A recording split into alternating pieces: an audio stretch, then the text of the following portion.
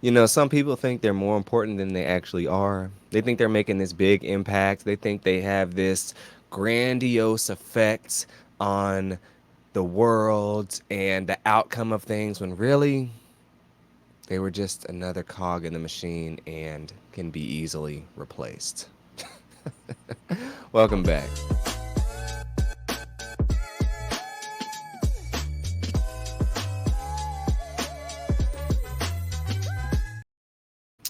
What's poppin', y'all? We back at the DeAndre Way. I appreciate y'all for joining me for this episode of reviewing the Untold Sign Stealer documentary on Netflix. This documentary, let me be quite frank, this documentary was silly as hell. I'm sorry. This was all over the place, very theatrical, very over the top at times, very exaggerated.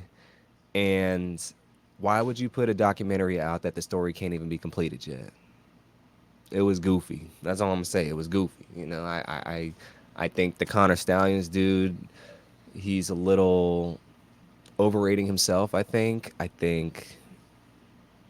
the whole format settings making him look like a badass or Eminem or somebody like that with the BTS things and whatnot, and just everything behind it really, besides the investigation, of course, just seemed fabricated. You know, sign stealing has been around college football for a long time. People look at other coaches' signals and you can call it out just like that. It's really, honestly, it's not the easiest thing in the world, but it's not rocket science. It's not. I've seen done sign stealing before. I could see on the other sideline of who's doing what and who's looking at what, and then you can decipher that. Now it goes on to whether people want to believe you on that or not, but at the end of the day, this is not solving cancer. This is not finding a formula for world hunger. It was just this untold story that's very new, actually, which I don't even think they should have made this yet. Shouldn't have even been told until the investigation is complete and everything is set in stone. And then we can look back and reflect on things and see if the things went the right way or not. If you don't watch college football or NFL football or any football in the matter, you probably didn't even know about this story. I knew about it just because I watched football, and I didn't pay too much of attention to it at the current moment in time. I saw, okay, Harbaugh got suspended a game and they still won the game. That was a big deal. Michigan went on to win the national championship. And yeah, I heard the dude's name before, Connor Stallions, but I really didn't look into it too much at the time.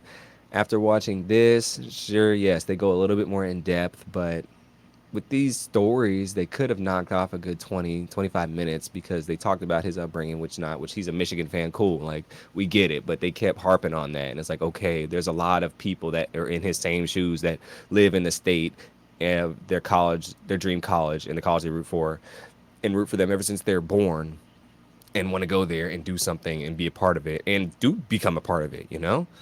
So, this dude's story, they were trying to make it a woe is me story, but when it comes to him, we don't get all the facts. We don't get straight up answers. We just get nothing. They ask him, "Whoa, where'd you get the money from for the tickets?" No answers. uh, what was on the database? What was on the computers? Nothing. So we can't even get straight up answers from the dude that the documentary is about, and transparency, because he's still hiding things, obviously. And if he can't talk about it because it's under investigation, then why agree to do it right now in the first place? Just it was just silly, y'all. It was just whole silly. We gonna go through it real quick, and we just gonna unpack this nonsense. So yes, we learned about Connor Stallions, his football brain. He was Michigan man, yada yada yada yada. We get it. Loves Michigan, wanted to be a coach since he was a little kid. He said that all the great coaches were in the military. I'll give him that. That was one. Look, a lot of military does help shape good coaching because you have discipline and you're able to have structure and bring that upon a team and teach other people that same way. I low key wish I would have went to the military for a little bit just to kind of get a little bit more of a structured mindset. I'm a little all over the place sometimes, but the military I think is good for everybody. And I wish the United States would force everyone to at least do it for 2 years, just like some other countries do. That's just me. But he joined the Naval Academy and he walked into the coach's office and immediately became an assistant offensive coach because he said he wants to work for the team. And they said, "Oh, you got the job."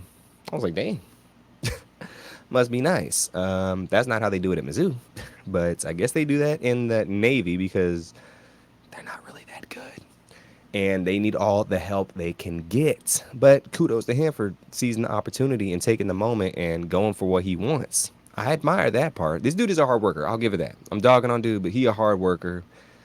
He goes after what he wants and he doesn't take no for an answer, which is very admirable.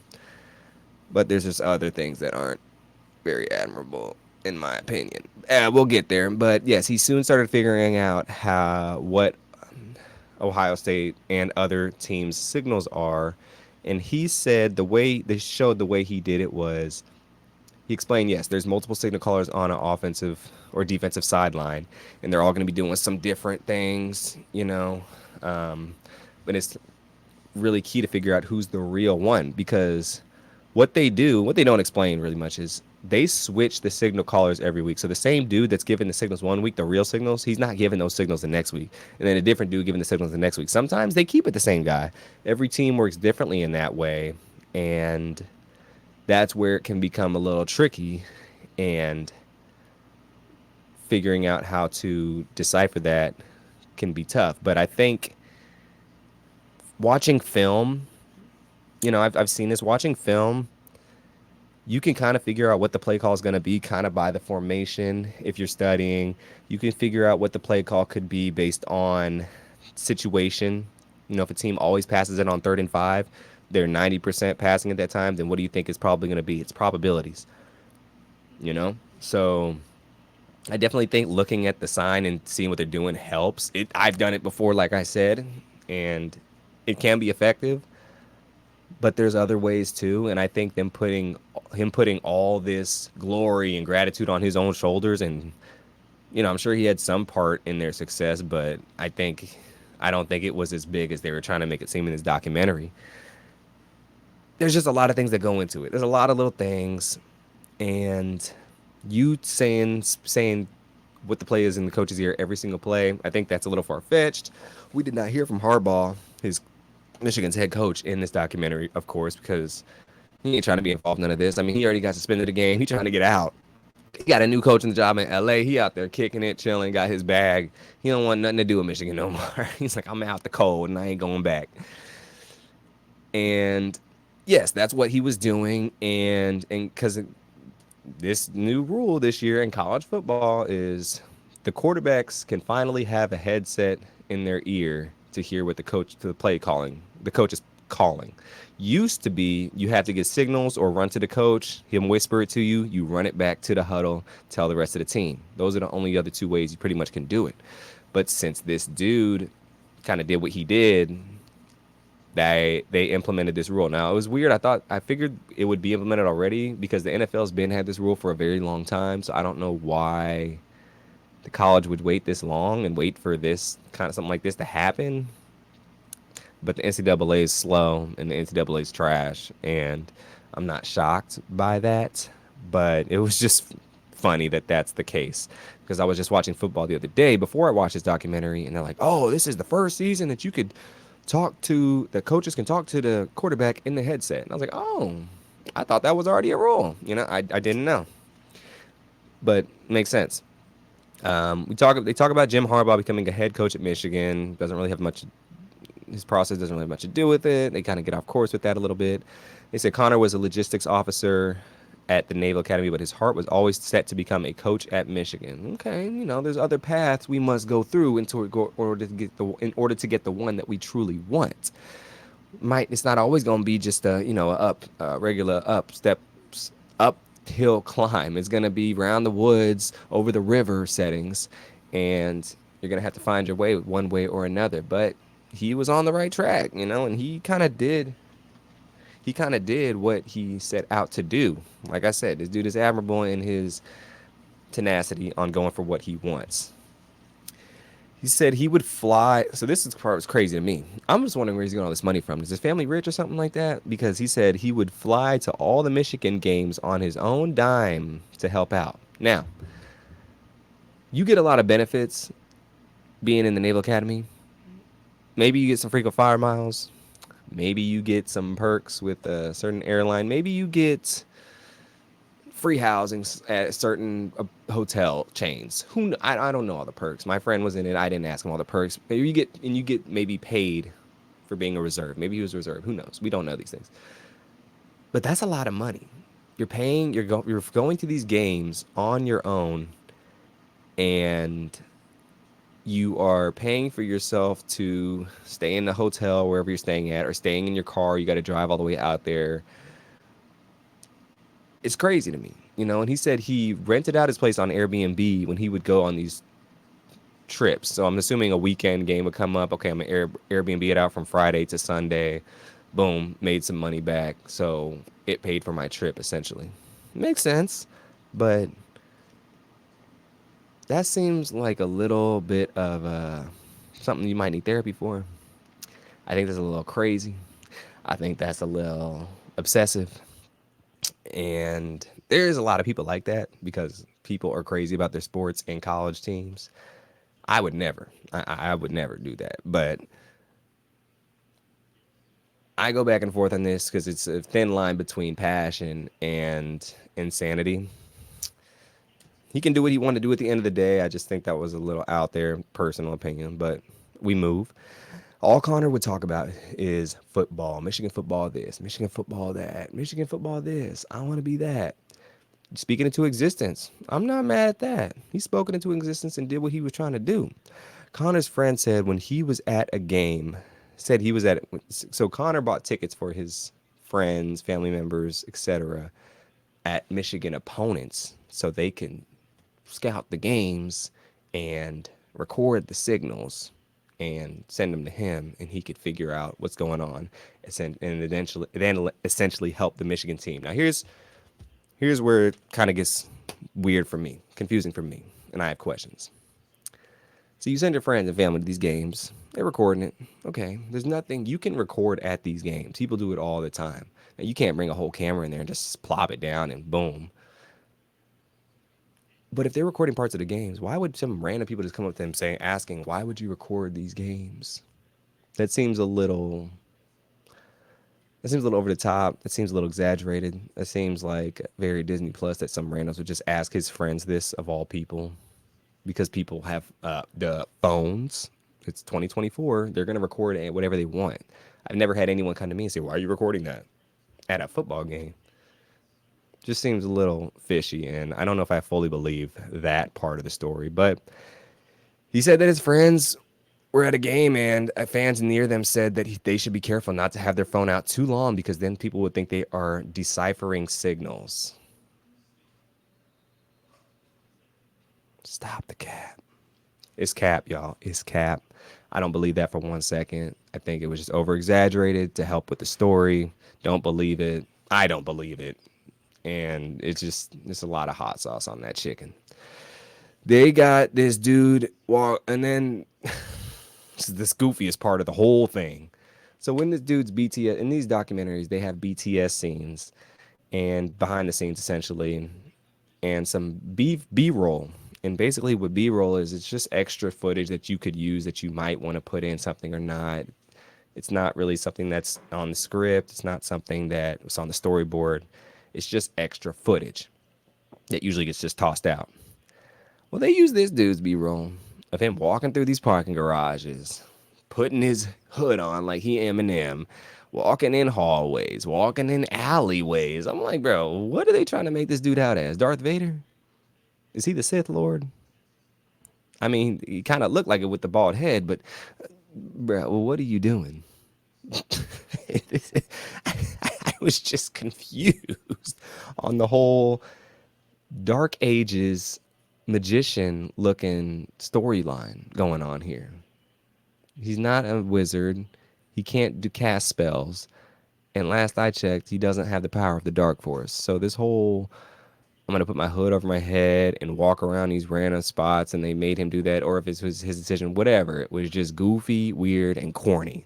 That needed to go. Silly as hell.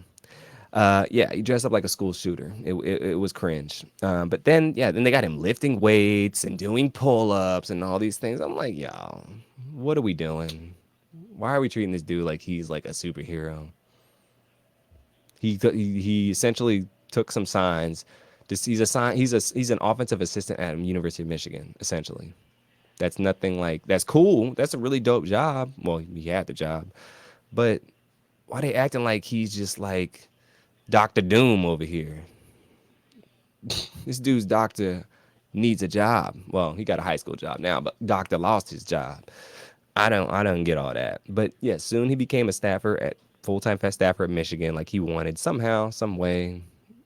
There's a lot of holes in this story because all of a sudden he's just going to the games, paying for his own ticket and deciphering the signals, and then all of a sudden he's a staffer at the school because they need somebody to help them out. And like, oh, let's get this guy. He's really good, but he has no resume at this point except being at the Naval Academy and working for them on the football team. I don't know. Just crazy, crazy. Soon there's a picture of him giving every sign. He made a document and a big file on his computer of every sign that he could ever think of, and he used that as a metric to kind of like help him decipher what certain things could be. I don't know. They didn't get too in depth about the signs and what they exactly are and what coverages they could be, what plays they could be, what like anything like that. They skipped over that whole thing. So if you're not into football, you just think like, what are you talking about? If you don't watch football and you watch this, you were probably lost as hell. I'm not gonna lie, because it was just silliness all over. But yes, he put them on this document, and then I'm assuming he put the recordings of the other teams in this document as well. That's on his computer, and kept it on here. And that's his like database. He has a database of all like the schools of every player drafted in the NFL draft, went to high school, went to college, where they're from. So it helps with scouting. Look, I get it. But just because Johnny was good and grew up in St. Louis does not mean Jimmy from St. Louis will grow up to be an NFL player as well. I think that's such a basic baseline of understanding and scouting. Like, I'm not a scout, but I'm friends with some scouts and they went through me on their process of things, and it's way more deep than that. Like this whole little chart he has that he said he's made for years and he doesn't want anybody to steal it. I don't think anybody wants it or cares for it. All that information is public online. I could find probably 5 of those things that he made. So him acting like he's the guru, the kingpin, the head honcho. No, bro. Stop it.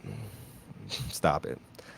Michigan, so they go through Michigan, Michigan football. They beat Ohio State in 2021, 2022, and 2023. He got a game ball versus Iowa in 2022. I wish they got in depth about the reason why he got the game ball for that game. They completely glossed over that and just showed he got a game ball. Why did you get the game ball? What did you do in particular? What was it? Why did you deserve it over a player on the team or a coach or anything? Like a positional coach. Just want to know. I've never seen an offensive assistant or offensive analyst get a game ball. That's insane to me. So I just want to know what it was. That makes me suspicious because coach was like, "Look, I couldn't have done that without you." Well, what was it, coach? Connor? Anything? No, we just get mum's the word. Anytime they ask a question, he just sits there and stares at the camera. Nothing. Stupid. He soon talks about the portfolio binder, et cetera, et cetera. He said he's not sharing it. Okay, keep it. You can't even use it, coach. You're coaching at high school. Like, come on now. You going to scout middle schoolers? See where they went to elementary school? Okay. So a report comes out of Michigan being under investigation for them going to for them having other people go to their opponents' games and stealing their offensive and defensive signs. And Connor was being accused of being the ringleader of sign stealing, paying people to go watch other games and record the signs of the coaches via videotape. And there's a rule that says you are not allowed to send someone on the road to opponents' games. There is a rule like that. I didn't know there was a rule. But yes, he sent people to other games and they recorded it. And he admitted to that. He like, yeah, I sent my mom and my dad and my friend and my cousin to these games. And they recorded things. and you're allowed to record things, but it's really hard to convict someone of something like this when it literally could just be Jim watching the game. You need a lot of evidence to actually get this dude in trouble for sign stealing. So I think the NCAA is dumb in that part when it's like, okay, he stole signs, but literally, for one, everyone does it. Two, if you're a good college program, you won't let your signs get stolen.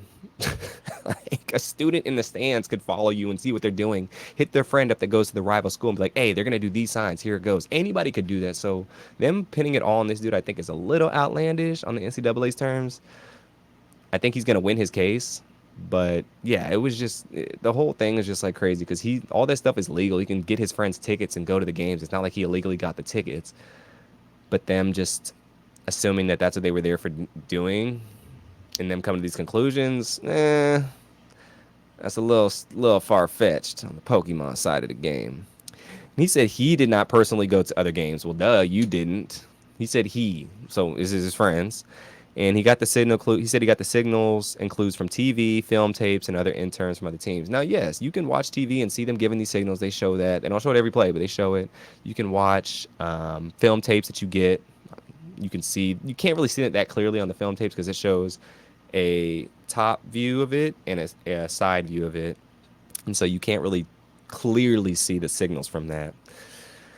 But that's all the NCAA really needed, and they suspended him or he got suspended with pay.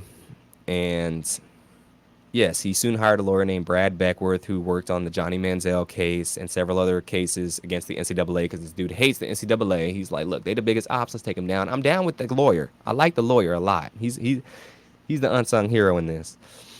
And then they said Stallions didn't attend his hearing and he refused to participate in any investigation, which he shouldn't. I was glad he didn't participate because they can't tarnish his name if they know that like, okay, this is absurd. Everybody's doing this, but you're gonna come after me.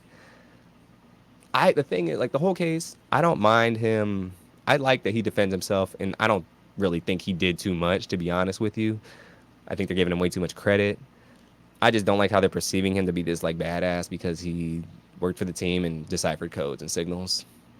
There's two different sides that I did not like, and yeah, I'm just gonna leave it at that, Coach. Like I said, but yes, he didn't attend the hearing, and he got resigned. He resigned slash got fired. It was a little gray area on both, maybe. I think he got fired, and then he like said he resigned to save face a little bit. And that's the last anyone ever heard from him from Michigan. He was banned from being around the team, essentially. And everything he once loved as a child was stripped away and gone with the wind. And he needs to find a new team to root for him because he ain't never gonna work for him again. But he can still root for him. But you know what I mean. It was tough. Everything you love gets taken away. I mean, if all my Mizzou stuff gets taken away, I'm just gonna have to hop on some other team, Coach. I mean, look, I like Mizzou, but they're not like my everything. My everything. Um, who's that? Marvin Gaye, I believe, or Luther Vandross. My first, my last, my everything. You know what I mean. If you know, you know. And Michigan dropped this dude like a sack of potatoes. They fired him real quick. They're like, all right, take your car, take your keys, give them to us. Or take your keys, give them to us. You out of here. And that was it. It was tough. That's tough, Coach.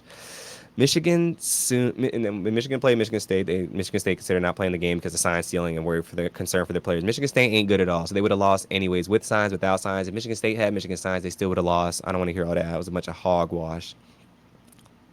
And apparently, they got this picture of Connor Stallions on Central Michigan sideline during their game versus Michigan, which look, it could be him, but I personally don't think that's him. Like, you know who's on the sideline on a college team. You're not just gonna sneak onto the sideline, get some gear, and people are gonna act like no one, like they didn't know what's going on.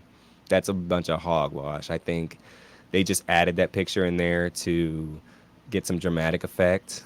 For one, it didn't look like him to me, and two, if I saw somebody on the sideline wearing, look, there's people on the sideline that you might not know, alumni, maybe you got a booster, a donor, those type of things. But this dude was on the sideline, like with the team. I knew everybody who was there with the team. So there's no way this dude would have done something.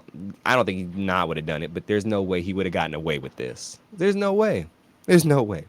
If that comes out to be true and I'm wrong about that, I'll eat my words. But if that comes out to be true, I will record a video of me wearing KU gear and cheering for them and doing 50 burpees in public. Mark my words. But yeah, I don't believe it. Connor also, yeah, he denied that it was on the sidelines. He said even though he wasn't allowed on the sidelines anymore, he was still in the opponent's head.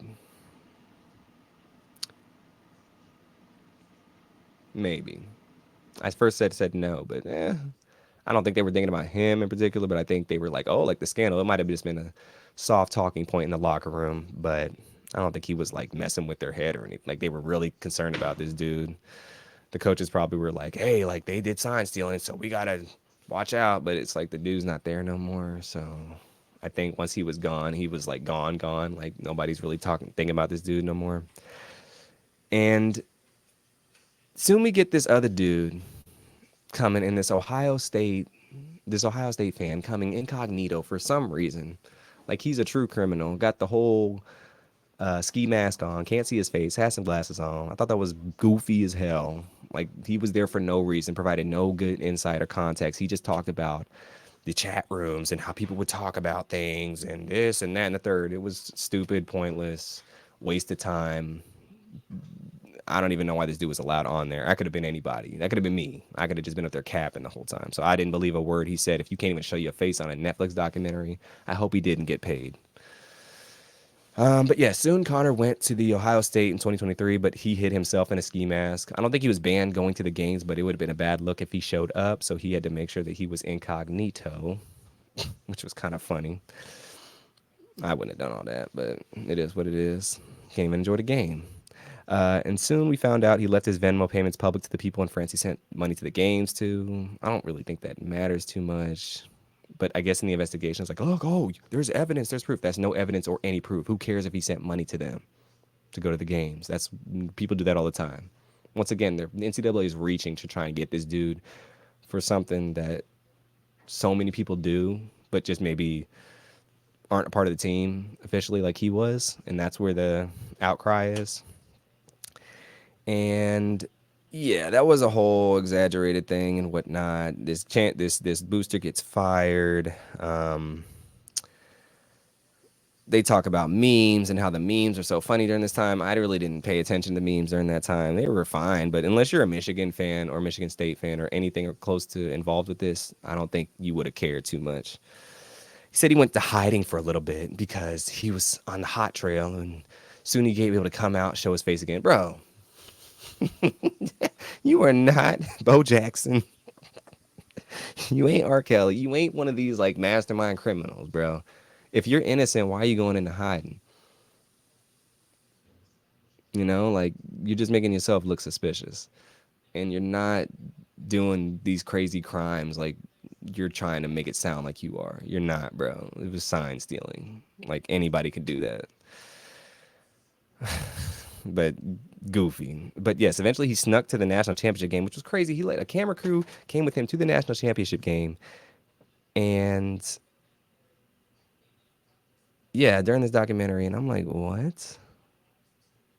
They probably paid for his tickets too because they needed that footage. Because I don't know, somebody had to pay for the camera crew stuff, and they had to get permission to bring those cameras in the stadium and sit by him and record him during the game. Like, what was up with that? Can I commit a crime so I can go to the national championship game? I guess the Mizzou got to make it first. But yes, in conclusion, Michigan wins, of course, and the investigation is not complete. They do this Zoom meeting asking him basic questions, and then at the end of the question, like an hour goes by, and the guy's like, "Well, I have to go now, so we can't finish this interview with the NCAA over this big investigation." What? You can't just cancel an interview on your own time or end an interview on your own time if it's an investigation. Goofy. And he said he has no regrets. Investigation isn't done, like I said, so I don't know why they made this documentary. And he got another job with Mumford High School in Detroit. They lost this past week getting blown out, so I guess his defensive sign signaling wasn't working for that school. Look, Michigan's been a good team for a while. They've always been quality. They've been really good last year too, winning the championship. I think they're giving too much credit to this dude. I think maybe sure he did steal some things, but it wasn't so elaborate that it requires an investigation. There's just no full proof and evidence that we have been shown or seen or have been given to the public. So that's my perspective. I'm not an investigator in the case, so maybe they did see something. I don't in the laptops. I don't know, but it's a bunch of hogwash. They need to finish the investigation before they even put something like this out. This dude ain't a badass like everyone's saying he is, and I think Michigan would have still won the national championship even if he wasn't like giving them signs and signals, because clearly they were winning games when he wasn't there. I'm gonna give this documentary a 4. It wasn't that great. Baseline entertainment, sure, if you enjoy Michigan and like this story already, but if you didn't, it really was just like eye rolling the whole time. We got to do better with these documentaries. Give them some time to marinate and give them some time to actually come to a conclusion on the case. Thank y'all so much for joining me. We out here. Peace, blessings, deuces, and have a great rest of your day.